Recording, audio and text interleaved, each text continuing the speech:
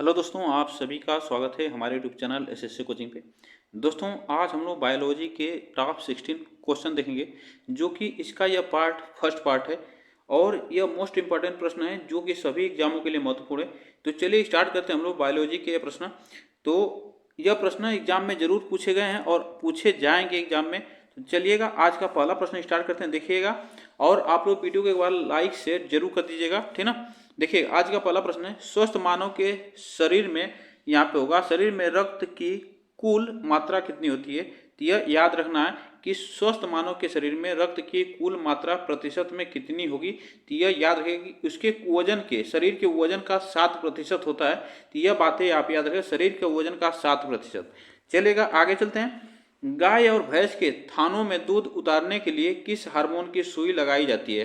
तो यह आपको बताना है कि दूध के लिए सुई लगाई जाती है गाय और भैंस के। तो इसको याद रखना है कि वह किसकी सुई लगाई जाती है। तो ऑक्सीटोसिन की सुई लगाई जाती है। यह ऑक्सीटोसिन एक हार्मोन होता है। चलेगा, आगे चलते हैं, देखिएगा। वृद्धि हार्मोन कहाँ से स्रावित होता है। वृद्धि हार्मोन कहाँ से स्रावित होता है, यह आपको बताना है। तो वृद्धि हार्मोन की बात की जाए तो वृद्धि हार्मोन जो है ये पिट्यूटरी ग्रंथि से स्रावित होता है। पिट्यूटरी ग्रंथि से स्रावित होता है, ठीक ना। चलिएगा, आगे चलते हैं।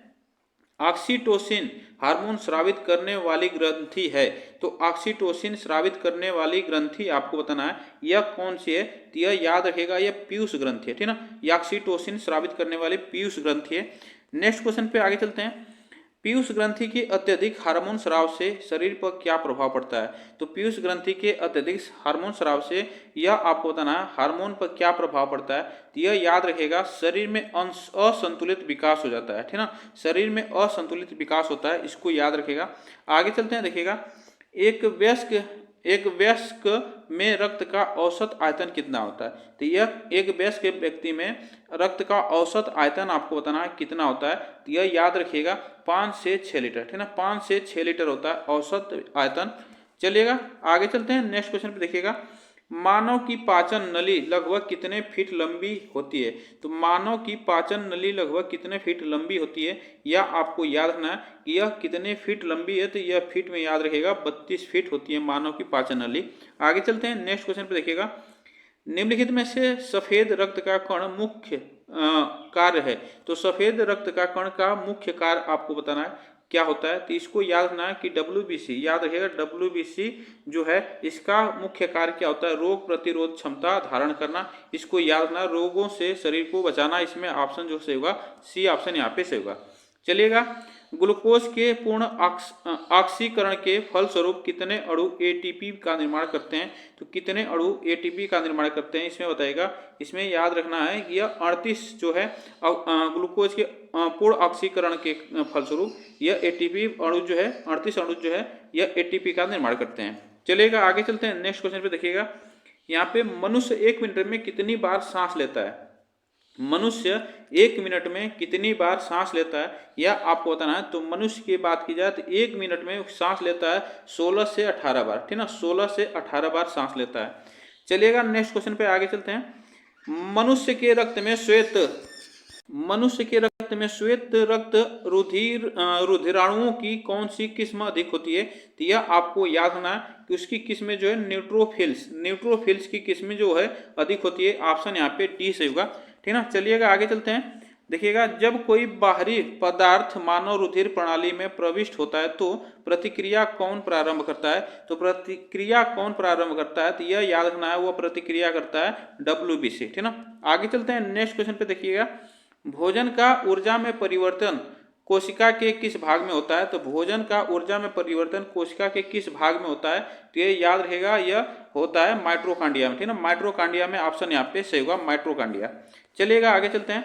हमारी छोड़ी हुई सांस की हवा में कार्बन डाइऑक्साइड की मात्रा लगभग कितनी होती है। तो यह आप बताइएगा, हमारी छोड़ी हुई सांस जो है उसमें कार्बन डाइऑक्साइड की मात्रा आपको बताना कितनी होती है। तो वह 4% होती है, ठीक ना। 4% होती है। ऑप्शन यहाँ पे ए सही होगा। चलिएगा, आगे चलते हैं। क्रेब्स चक्र में किसका संश्लेषण होता है। क्रेब्स चक्र में किसका संश्लेषण होता है। तो क्रेब्स चक्र में पायरुविक अम्ल का संश्लेषण होता है, पायरुविक अम्ल का। नेक्स्ट क्वेश्चन पे आगे चलते हैं, देखिएगा। अनाक्षी शोषण का अंतिम उत्पाद होता है। अनाक्षी शोषण का अंतिम उत्पाद कौन सा होता है, यह आपको बताना है। तो अनाक्षी शोषण का अंतिम उत्पाद जो होता है वो लैक्टिक एसिड होता है, लैक्टिक एसिड होता है। ऑप्शन यहाँ पे सी से हुआ। चलिएगा आगे चलते हैं, नेक्स्ट क्वेश्चन पे देखिएगा। मनुष्य के शरीर में मुख्य नाइट्रोजनीय अपशिष्ट कौन सा होता है। तो नाइट्रोजनीय अपशिष्ट कौन सा होता है यह आपको बताना है। इसमें बताइएगा कौन सा ऑप्शन यहाँ पे से होगा। तो वह होता है यूरिया अम्ल, ठीक ना, यूरिया एसिड होता है, इसको याद रखिएगा। चलिएगा नेक्स्ट क्वेश्चन पे आगे चलते हैं। निम्नलिखित में से स्तनधारी किसमें यूरिया बनाते हैं। तो निम्नलिखित में से स्तनधारी किसमें यूरिया बनाते हैं। तो यह आपको बताना है, यह यूरिया बनाते हैं यकृत में, ठीक ना, यकृत में यूरिया बनाते हैं। ऑप्शन यहाँ पे होगा ए सही। चलिएगा आगे चलते हैं, देखिएगा मानव शरीर में सबसे छोटी अंतःस्रावी ग्रंथि कौन सी होती है। तो सबसे छोटी अंतःस्रावी ग्रंथि कौन सी होती है। तो वह जो होती है पीयूष ग्रंथि, ठीक ना, पीयूष ग्रंथि अंतःस्रावी ग्रंथि होती है, पीयूष ग्रंथि। नेक्स्ट क्वेश्चन पर देखिएगा, निम्नलिखित में से मनुष्य में रुधिर क्षमता है। तो मनुष्य में रुधिर क्षमता किस है, यह आपको याद रहेगा बोमेट संपुट में, बोमेट संपुट में क्षमता है। इसमें ऑप्शन जो से होगा बी ऑप्शन यहाँ पे सही है। आगे चलते हैं, मूत्र का पीला रंग किसकी मौजूदगी के कारण होता है। मूत्र का पीला रंग जो होता है वह किसकी मौजूदगी के कारण होता है, यह आपको याद होना है। तो वह होता है यूरोक्रोम, यूरोक्रोम के कारण जो होता है पीला रंग हो जाता है। आगे चलते हैं, नेक्स्ट क्वेश्चन पे देखिएगा नेक्स्ट क्वेश्चन है, निम्नलिखित में से गुर्दे का कार्यात्मक यूनिट है। तो गुर्दे का कार्यात्मक यूनिट आपको बताना है। तो इसमें बताइएगा कार्यात्मक यूनिट क्या है। तो यह याद रखिएगा नेफ्रॉन, ठीक ना, नेफ्रॉन जो है गुर्दे का कार्यात्मक यूनिट है। आगे चलते हैं, नेक्स्ट क्वेश्चन पे देखिएगा, मानव शरीर में यूरिया की अधिकतम मात्रा किसमें पाई जाती है। तो यह आप बताना, मानव शरीर में यूरिया की अधिकतम मात्रा किसमें पाई जाती है। इसमें ऑप्शन कौन सा सही होगा। इसमें याद रखिएगा मूत्र में, ठीक ना, मूत्र में ऑप्शन यहाँ पे सही होगा। चलेगा आगे चलते हैं, नेक्स्ट क्वेश्चन पे देखिएगा, अपोहन का प्रयोग किस क्रिया को पूरा करने के लिए होता है। अपोहन जो डायलिसिस है, इसको आप बताना, डायलिसिस का प्रयोग किसके क्रिया के पूरा करने के लिए होता है। तो इसमें आपको बताना है। तो इसमें याद है ब्रिक जो किडनी होता है, इसको याद है, किडनी जो होता है इसको याद है, किडनी को यह पूरा करने, इसकी क्रिया को पूरा करने के लिए डायलिसिस होता है और इसे अपोहन कहा जाता है। चलिएगा आगे चलते हैं, नेक्स्ट क्वेश्चन पे देखिएगा, मानव ब्रिक जो असमरी में पाया जाने वाला प्रमुख रासायनिक यौगिक है। तो इसमें बताइएगा कौन सा ऑप्शन यहाँ पे से होगा। तो इसमें याद रखेगा वह कैल्शियम ऑक्सलेट है, ठीक ना, कैल्शियम ऑक्सलेट, इसको याद रखिएगा। मानव के अंदर जो किडनी में जो पथरी बन जाती है, इसको याद रखना, वो कैल्शियम ऑक्सलेट होती है, इसको याद रखना। आगे चलते हैं, देखिएगा हेनले का लूप का कार्य संबंधित है। हेनले का लूप का कार्य संबंधित है, इसमें आपको बताना है। हेनले का कार्य रूप जो है उत्सर्जन तंत्र से संबंधित, उत्सर्जन तंत्र से संबंधित है। चलिएगा नेक्स्ट क्वेश्चन पे आगे चलते हैं, गर्भाशय में विकसित हो रहे भ्रूण को किस संरचना द्वारा पोषण मिलता है। तो यह आप बताइएगा, गर्भाशय में विकसित हो रहे भ्रूण को किस संरचना द्वारा पोषण मिलता है। तो इसमें याद रखना है वह मिलता है प्लेसेंटा द्वारा, ठीक ना, प्लेसेंटा द्वारा मिलता है। चलिएगा नेक्स्ट क्वेश्चन पे आगे चलते हैं, देखिएगा गर्भाशय में मानव भ्रूण किस द्रव में तैरता रहता है, बताइएगा। गर्भाशय में मानव भ्रूण जो होता है वह किस द्रव में तैरता रहता है, यह आपको याद रखना है। तो वह तैरता है अमनिवाटिक द्रव में, अमनिवाटिक द्रव में तैरता है। आगे चलते हैं, नेक्स्ट क्वेश्चन पे देखिएगा, किस रक्त में वर्ग में एंटीबॉडी नहीं पाई जाती है। तो किस रक्त वर्ग में एंटीबॉडी नहीं पाई जाती है। तो यह आप याद रखें, एंटीबॉडी नहीं पाई जाती है, वह यह याद रखें AB में नहीं पाई जाती है। आगे चलते हैं, देखिएगा गर्भाशय में शिशु के विकास की जानकारी हेतु किसका प्रयोग किया जाता है। तो गर्भाशय में शिशु के विकास की जानकारी हेतु किसका प्रयोग किया जाता है। तो यह आप याद रखिएगा अल्ट्रासाउंड का प्रयोग किया जाता है, अल्ट्रासाउंड का प्रयोग किया जाता है। नेक्स्ट क्वेश्चन पे आगे चलते हैं, भ्रूण के विकास के लिए निम्नलिखित में से किस अंग के द्वारा खाद्य पूर्ति की जाती है। तो यह आपको बताना है किस अंग के द्वारा खाद्य पूर्ति की जाती है। तो इसमें याद रखिएगा वो बीजांड्स, जो बीजांड्स होता है इसके द्वारा भ्रूण के विकास के लिए उसकी खाद्य पूर्ति की जाती है। आगे चलते हैं, देखिएगा बच्चों का लिंग निर्धारण किसके गुणसूत्र से होता है। तो यह आपको बताना है बच्चों का लिंग निर्धारण किसके गुणसूत्र से होता है। तो यह आप याद रखिएगा वो पिता के गुणसूत्र से, पिता के गुणसूत्र से होता है। आगे चलते हैं, देखिएगा पुरुषों की नसबंदी को क्या कहा जाता है। पुरुषों की नसबंदी को आपको बताना है क्या कहा जाता है। तो पुरुषों की नसबंदी को वैसेक्टोमी कहा जाता है, वैसेक्टोमी कहा जाता है। ऑप्शन यहाँ पे हमारा जो सही हुआ ए ऑप्शन यहाँ पे सही है। चलेगा आगे चलते हैं। प्रथम परखनली शिशु का नाम क्या था। प्रथम परखनली शिशु का नाम आपको बताना क्या था। तो वह उसका नाम था लुइस, ठीक ना। यह याद है, परखनली से यह शिशु का जन्म हुआ था, उसका नाम लुइस था। आगे चलते हैं, देखिएगा मनुष्य के शरीर में पाई जाने वाली कौन सी ग्रंथि वाहिनी विहीन है। तो कौन सी ग्रंथि वाहिनी विहीन है वह आप बताइएगा। इसमें कौन सा ऑप्शन से हुआ। तो वह अंतःस्रावी ग्रंथि, अंतःस्रावी ग्रंथि जो है इसमें ऑप्शन से हुआ। चलिएगा आगे चलते हैं। वाहिनी विहीन ग्रंथियों के श्रवण को कहते हैं। तो वाहिनी विहीन ग्रंथियों के श्रवण को क्या कहा जाता है, इसमें बताइएगा। उसके श्रवणों को क्या कहा जाता है। तो उसे हार्मोन कहा जाता है, ठीक ना, उसे हार्मोन कहा जाता है। चलिएगा नेक्स्ट क्वेश्चन पे आगे चलते हैं। अंतःस्रावी ग्रंथियों को अन्य किस नाम से जाना जाता है। अंतःस्रावी ग्रंथियों को अन्य किस नाम से जाना जाता है। तो अंतःस्रावी ग्रंथियों को अन्य किस नाम से। तो वाहिनी विहीन ग्रंथि, वाहिनी विहीन ग्रंथि के नाम से जाना जाता है। चलेगा नेक्स्ट क्वेश्चन पे आगे चलते हैं। मनुष्य के शरीर की सबसे छोटी ग्रंथि है। तो मनुष्य के शरीर की सबसे छोटी ग्रंथि आपको बताना है। तो इसमें बताएगा मनुष्य के शरीर की सबसे छोटी ग्रंथि जो है वह पिट्यूटरी ग्रंथि, ठीक है ना, पिट्यूटरी ग्रंथि ऑप्शन यहाँ पे सही हुआ। चलिएगा नेक्स्ट क्वेश्चन पे देखिएगा। पिट्यूटरी ग्रंथि कहाँ स्थित होती है। पिट्यूटरी ग्रंथि आपको बताना है यह कहाँ पे स्थित होती है। तो यह याद रखें, पिट्यूटरी ग्रंथि जो स्थित होती है वो मस्तिष्क में यह स्थित होती है, ठीक ना। चलिएगा नेक्स्ट क्वेश्चन पे आगे चलते हैं। नेक्स्ट क्वेश्चन देखिएगा। किस रुधिर वर्ग में दोनों एंटीबॉडी पाई जाती है। किस रुधिर वर्ग में दोनों एंटीबॉडी पाई जाती है। तो यह आप याद रखिएगा, वह रुधिर वर्ग है ओ, ठीक ना, ब्लड ग्रुप ओ में। आगे चलते हैं। किस रक्त में वर्ग में कोई एंटीजन नहीं पाया जाता है। यहाँ पे एंटीजन की बात की नहीं पाया जाता है, वह किस में नहीं पाया जाता है। तो यह याद रखिएगा, वह ग्रुप ओ में एंटीजन नहीं पाया जाता है। आगे चलते हैं, देखिएगा दिमाग की किस भाग में भूख लगने वे भोजन से तृप्ति की अनुभूति कराने के केंद्र स्थित होते हैं। तो वह आपको बताना है। इसमें बताएगा कौन सा ऑप्शन यहाँ पे से होगा। इसमें याद रखिएगा वो सेरेबेलम होता है, ठीक ना, सेरेबेलम ऑप्शन यहाँ पे से होगा। सेरेबेलम, सॉरी यहाँ पे गलती हो गया, यहाँ पे जो ऑप्शन से होगा वहाँ पे हाइपोथैलेमस, ठीक ना, हाइपोथैलेमस ऑप्शन यहाँ पे से होगा, हाइपोथैलेमस, ठीक ना। चलिएगा आगे चलते हैं। नेक्स्ट क्वेश्चन पे देखिएगा। मानव दिमाग में बुद्धि का केंद्र है। मानव दिमाग में बुद्धि का केंद्र आपको बताना है। तो मानव दिमाग में बुद्धि का केंद्र जो होता है वह सेरेबेलम होता है, सेरेब्रम होता है। सेरेब्रम जो बुद्धि का केंद्र होता है। चलिएगा आगे चलते हैं। मनुष्य के दिमाग का सबसे बड़ा भाग है।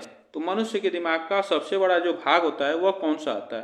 तो यह याद रखना है, ये जो मनुष्य का भाग मनुष्य के दिमाग का सबसे बड़ा जो भाग होता है वह प्रमस्तिष्क होता है, ठीक ना, प्रमस्तिष्क होता है। ऑप्शन यहाँ पे सी सही हुआ। चलिएगा आगे चलते हैं।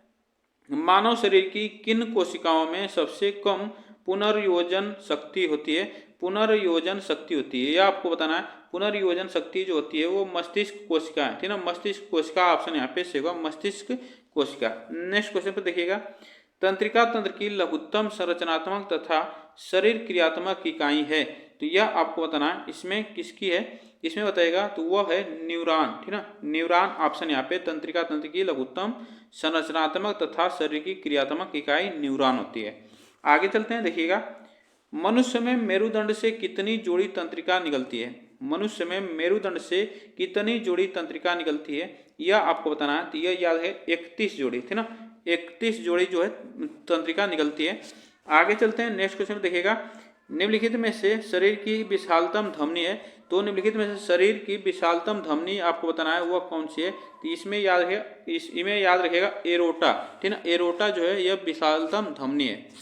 नेक्स्ट आगे चलते हैं, देखिएगा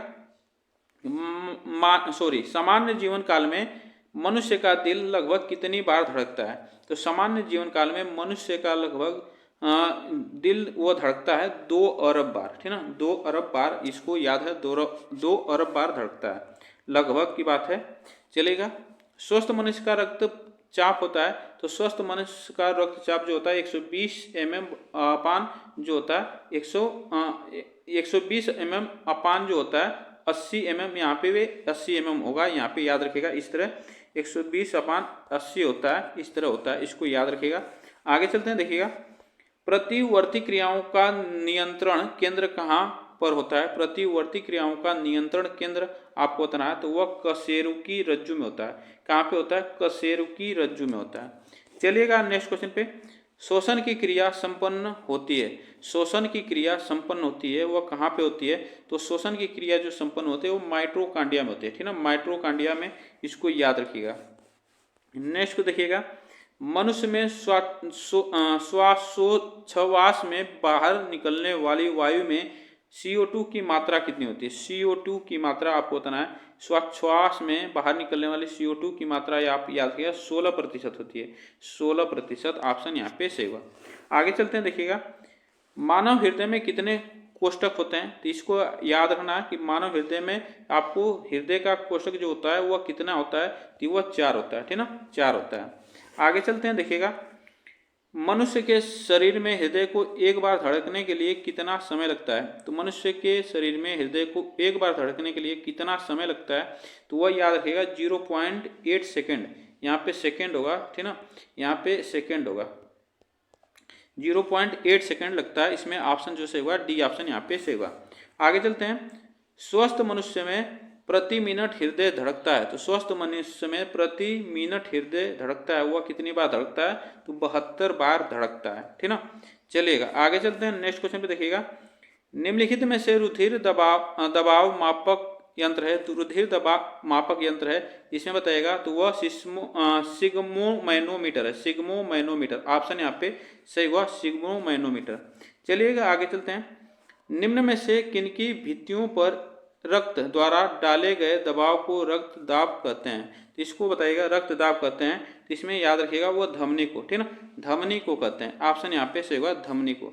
आगे चलते हैं, देखिएगा पेसमेकर का संबंध किससे है? तो पेसमेकर का संबंध आपको बताना है, इसमें याद है पेसमेकर का संबंध है दिल की धड़कन प्रारंभ करना, तो इसको याद, दिल की धड़कन को प्रारंभ करना पेसमेकर का संबंध होता है। आगे चलते हैं, देखिएगा सर्वप्रथम रक्त परिसंचरण तंत्र का अध्ययन किसने किया था? सर्वप्रथम रक्त परिसंचरण तंत्र का अध्ययन किसने किया था? तो वह हार्वे ने किया था, विलियम हार्वे ने, इसको याद रखिएगा, हार्वे ऑप्शन यहाँ पे सही होगा। आज के लिए बस हम लोग इतना ही प्रश्न करेंगे। आप लोग बताइएगा ये प्रश्न कैसे लगे। वीडियो को एक बार लाइक शेयर जरूर कर दीजिएगा और चैनल को सब्सक्राइब कर लीजिएगा, जिससे कि आपको डेली क्लास या रात 8 बजे यहाँ पे मिलती है। तब तक के लिए थैंक यू सो मच आप सभी को।